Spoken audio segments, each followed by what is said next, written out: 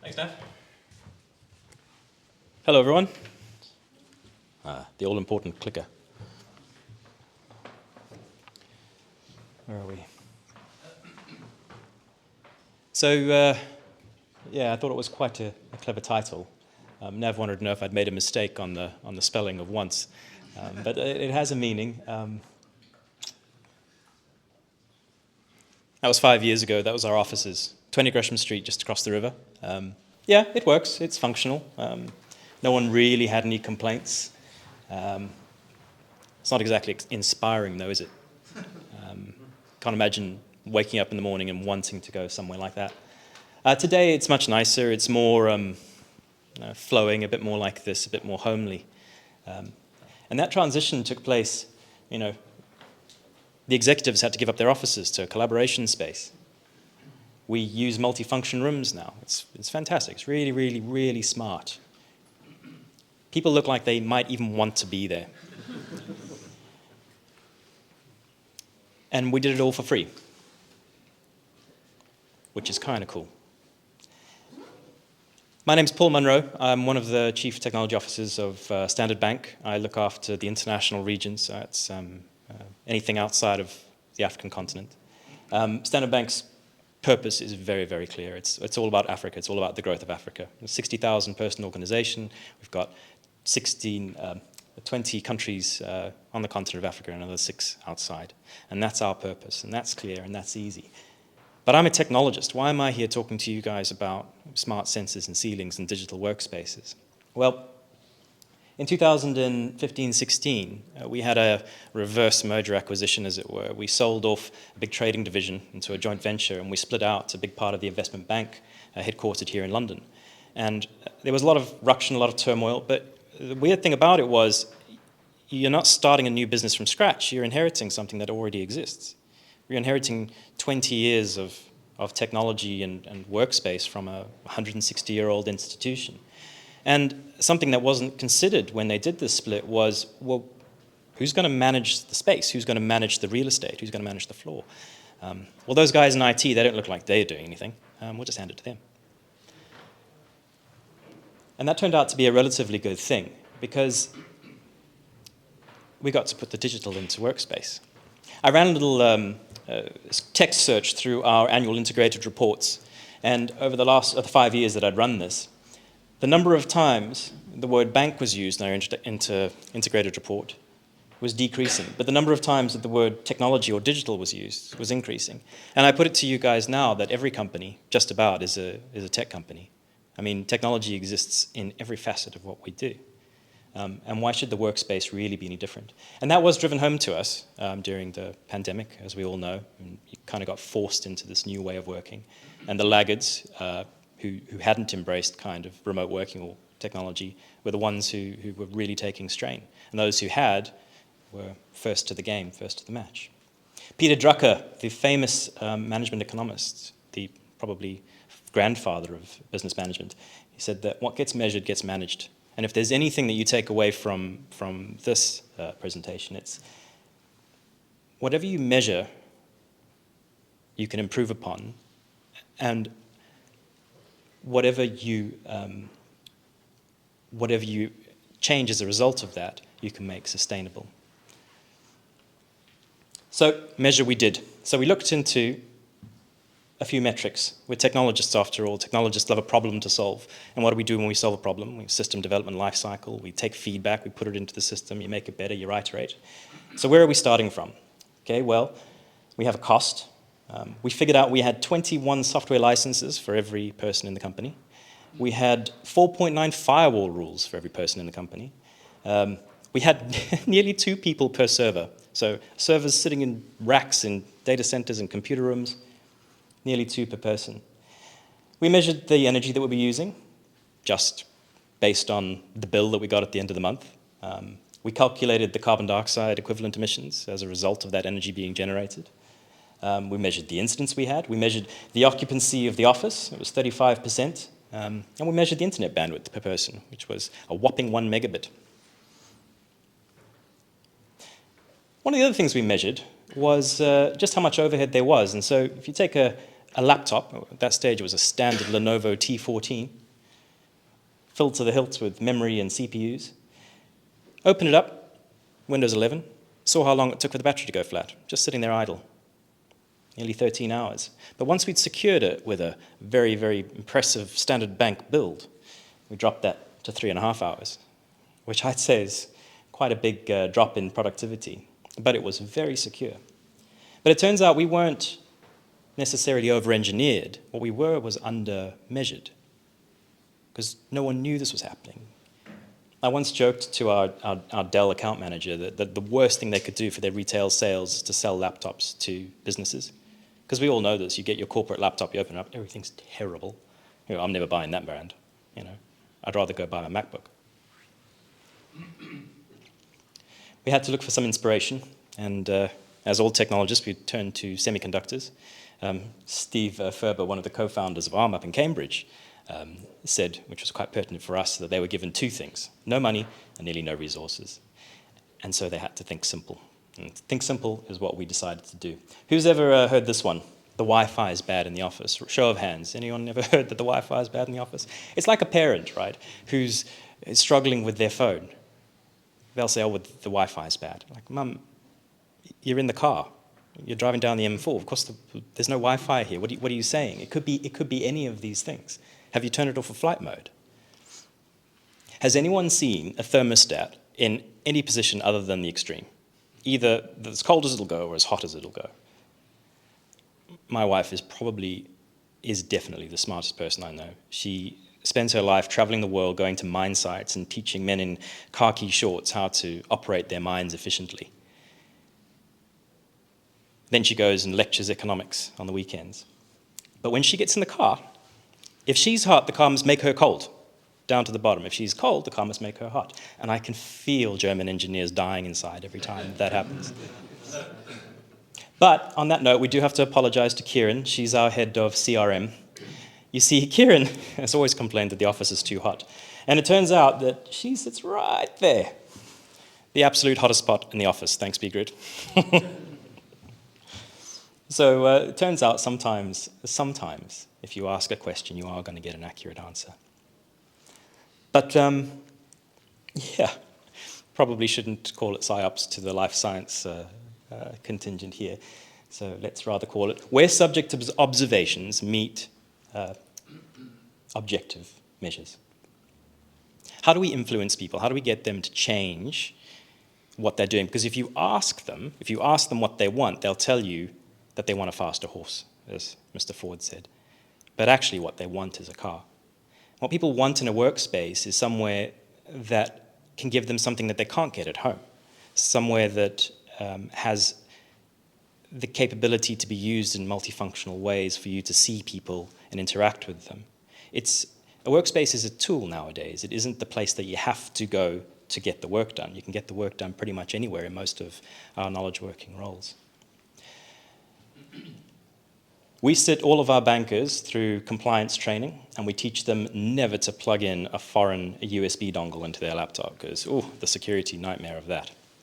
And then we put them in a meeting room, and they have to plug things into their laptops. Like, the hypocrisy of it isn't lost on them. But the other thing is, they never build the muscle memory of being able to work remotely. So we got rid of all cables. No more cables. HDMI, it's a swear word. If I see one, it gets snipped off. Because when you sit down in a meeting room, you have to get into the habit of opening your laptop, joining the room, joining a meeting, even if it's your own. And I know it sucks, and it's not great right now, and it could be a little easier, but it gets easier every year. But it also means that when that guy dials in from home, he's no longer an add-on who can't see what you guys are talking about in the room. He's immediately part of the environment. Not only does it build the muscle memory, but it also includes those of us who are in other offices or across the globe. But beyond that, we're all seeing the advent of AI and Copilot. Someone called Copilot the other day a lobotomized ChatGPT, which is probably accurate if its advice to me is to be trusted. But it's starting to transcribe meetings, and it's starting to help us to navigate the more complex world that we're in. And you can't do that unless you've connected up. Has anyone ever pitched up to a meeting room that says it's available, but it's clearly not? The CEO's in there having a chat on the phone. What about the opposite, where the meeting is clearly booked, but it's just a recurring meeting that for some reason sits there the whole time. Space is completely underutilized. Well, we got that quite a lot. Bankers who don't like being told what to do. And Nev may not know this yet, but we're going to work a little more closely with bGrid to integrate the occupancy with the meeting start, so that unless you start a meeting, you start a room, we switch off the lights. A subtle way of encouraging a certain movement to be able to do a thing, to start the meeting, to make sure that the space is used. And if you keep booking a space that you don't get used, we can find other ways of encouraging you to, perhaps be a little bit more considerate. We have a few of these single-person booths or dual-people meeting booths, which are great, but what we found is people started camping out in them, and we all experienced this at some of these booths around here. I can just see it happening. It's nice to have your own space, you've got to get some work done, so in you go. There are problems with that. One, yeah, maybe someone else might like to use it too, but two, we started to notice that these people were slowly killing themselves with carbon dioxide because the airflow wasn't good enough.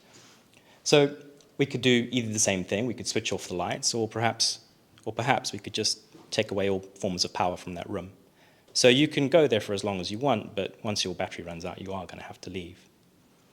We couldn't figure out what was going wrong with this lovely mustard room called 312 on the 3rd floor. It just didn't seem to be used. In fact, bGrid confirmed this. Only 22% utilization, lowest usage in the whole building of rooms that size. And if you ask people why, oh, well, it's a bit noisy in there. Okay. Can you describe it? No, not really. We just don't like it. You don't like the artwork? Do you not like the color? What's going on? Well, we looked a little bit closer, and we noticed that there was a noise level. This is bGrid's scale, where they say that, generally speaking, the noise in that room is that of a normal conversation. And the occupancy is shown here in blue.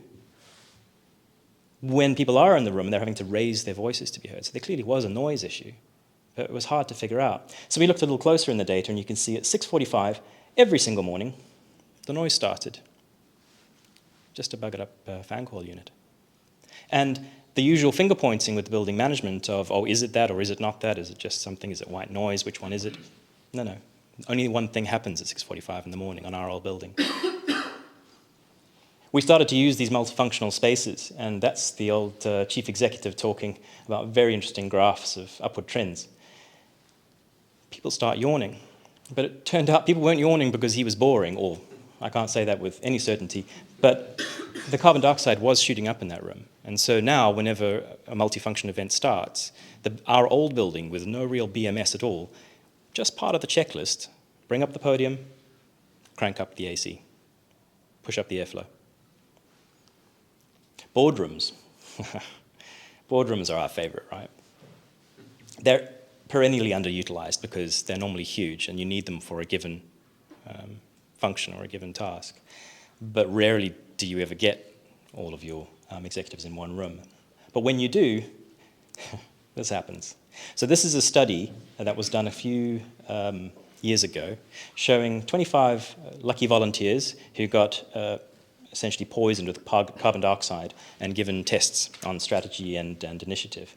These red triangles that you see are their results across the board when they were exposed to 2,500 parts per million of carbon dioxide. It's roughly equivalent to the decision-making capability you have when you are over the limit of alcohol. And that's happening in our boardrooms of massive companies making decisions across the globe. I'm not necessarily sure that we shouldn't be worried about this. I think perhaps we should be looking into things like carbon dioxide. Long story short, all the technology, all of the changes to our workspace, the laptop analogy comes back because we're roughly there at about 8 hours 44 nowadays. We've taken away quite a lot. We've simplified a lot of things. We've changed our workspaces, and we're doing okay, but we still have a bit to go. But actually, come to think of it, 13 hours to 3.5 hours of a laptop just sitting there at idle, where did all that energy go? Actually, where did it come from? Well, Ben over there is nodding his head. Carbon consequences. The Office for National Statistics in the UK is a wonderful thing. They've tracked the electricity price in the UK since electricity essentially plumbed into people's homes. And this graph scales the price of electricity per kilowatt hour to the GDP, fixed at 1990. And so what you can see there is that we're all feeling it in our bills, personally, and our companies certainly are too. The cost of electricity relative to GDP is higher than it has ever been since the introduction of electricity to homes and workplaces. Now, whether you're an optimist or a pessimist or somewhere in between, they're not going back to where they were. So this is going to be a really big component of all of our workspaces, all of our offices going forward. So this is the UK's energy mix. I took this a couple of days ago, so that would be Monday and that would be Tuesday. Okay, and you can see the grey nuclear baseload. We can see the purple imports, which is mostly nuclear from France. Green is wind, so quite variable. Orange obviously is solar, naturally bulges during the middle of the day, comes back down again. And blue is our natural gas. Now if we change this to be relative, you can see that natural gas sort of ebbs and flows and fills the gaps left by the other ones when demand outstrips the supply of the low carbon energies. But actually what you'll notice is that anytime gas is burnt for energy, carbon emissions go up.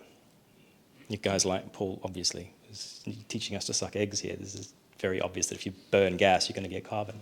But actually, if you overlay the wholesale price and some of the business prices, and I see more nodding over their heads from Kira over there, is your prices go down when carbon goes down. And prices are typically forecast 1 day in advance. The 24-hour wholesale price of electricity in the UK is forecast in advance. So you have a good proxy of what your carbon emissions are going to be. If we want to adjust our organizational strategies to minimize carbon or minimize cost, either of those both need to look at this look ahead and choose when we burn electricity, when we cool a building, when we heat a building. And this is ours over the last 5 years. So on the far left, you'll see a lot of electricity being burnt. Blue is lighting and aircon. Red is just sort of low voltage workstations, monitors, laptops, etc. And green is purely data centers. The first phase of the project was changing the technology from the incumbent and just putting new things in that make sense. The second stage, which was called Project Home, was the real estate, rebuilding the office, changing it from that horrid, uninspiring environment to something more akin to this, that people would want to work. Obviously, COVID lockdown came, that did great things for our energy. But you can see that once we returned to the office, there was a serious decline in our overall energy usage. In fact, it's somewhere to the tune of 85% lower energy as a result of making clever technology choices and clever workspace choices. And that's not the carbon story. The carbon story is even greater. If you measure the carbon, it's down more than 90%. This is the gap between where we would have been had we done nothing and where we were now. And we're not solely responsible for this. The UK energy market has also decarbonized over time, so that helps us out quite a lot. But we still actually have quite a long way to go. That's the yearly averages, so you can see quite a big drop, but it looks like we've plateaued. If you take those out and you just look over the last 5 years, you can see we're still making a relatively good trend. And this was where we started to monitor our environment significantly with bGrid. It's quite fitting that I'm here today because maybe 18 months ago, this is where the office that we got introduced to bGrid in the very first place. And they've been instrumental in helping us to measure our environment. We still don't have the capability in our first site to integrate with the BMS, but across the globe now, we're looking at mechanisms to do just this in sites at scale. The results are this: 66 grams of carbon equivalents per square meter in our office, down to 8. Our competitor average is about 160, so that's pretty good. Kilowatt hours, 252 kilowatt hours per square meter. You guys can tell me if that's horrific or great. Down to 36, but our competitors. Software licenses per user, we dropped from 21 to 11, so that's somewhat simpler. Server counts, instead of having 2 per person, we now have roughly 100 per person. Well, that's good news. Networking performance, we can now stream YouTube, which is fantastic. And the technology budget, which includes real estate, I might add, has halved. And actually, that's more of a misnomer because what was fully OpEx back in the day is now 40% OpEx, 40% optimization, and 20% R&D. And that 20% R&D is how we ended up here a year ago and why I'm talking to you right now. So for those of you who like graphs, you can pore over this later. my favorite one is we managed to turn off some firewall rules too. Turns out those things weren't that useful. So, W. Edwards Deming, old statistician in America, he said, without data, you're just another person with an opinion. There was a ruder one that I was going to put, but I think you guys all know that one. Without using the objective data and the measurements of our environment, all we have is the requirement of our workforce and our colleagues for faster horses. And I put it to you that when we start measuring these things, we can start realizing the gaps in how we operate. And like Liam mentioned earlier, focusing on the gaps might be a bad thing for some, but actually it's an opportunity when you look at it from an energy and growth perspective for others. So where to next? We're planning to change the way our building cools itself, to only cool itself during the troughs of carbon. But we're extending that into the data centers too, with the help of bGrid, hopefully in the future, to monitor the data center environments, to no longer cool them to the 24 degrees that they used to be cooled. I mean, all the equipment's good for 45, so why are we wasting energy keeping them down? Why do we run the end-of-day batch run at 2 in the morning? It only has to be ready by 9 a.m., so why don't we just choose the lowest carbon hour that it takes to run? And I suppose that if we do one little bit of measurement at each point in time, we can hopefully start to chart a course where all of us can lower our carbon emissions, and if you're not happy with that, lower our costs. At an investment bank, you'd think that £500,000 worth of electricity reduction would raise some eyebrows. No one was interested. But when we told them that 400 tons of carbon had been wiped off of the balance sheet, then everyone started to take notice. Thanks, Jens.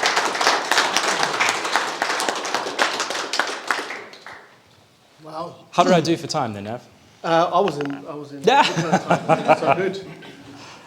Any questions for Paul? Just raise your hands. I'll give you the mic. Quite a lot of data to take in there. Yeah.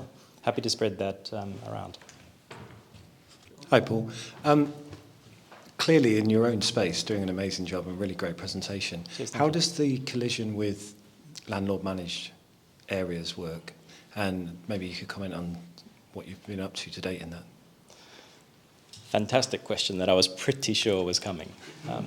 Almost the antithesis to Liam, because in a way, running a space as a landlord and you've got tenants coming in, we're the exact opposite here in London, where we're a tenant in a landlord space and trying to run.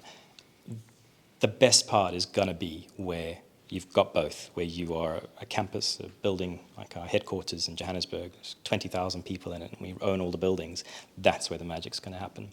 When we started the process of putting bGrids into 20 Gresham Street, we did it during a life cycle upgrade of the building, and we had to replace all the FCUs anyway, so the ceilings were coming down. Great, perfect opportunity for us to slip this one in. There's a mandate for reporting on carbon dioxide, etc. So they were going to put sensors in anyway. Great. Well, we found some that might be able to do that. All so far, so good. The challenge was, as soon as you start talking about something smart, there's this immediate pushback of, well, we're not changing our BMS. We're not doing that. All right, you don't have to do that. Well, then what's the point? Why are you putting these things in? Why don't we just use? Well, where's the downside?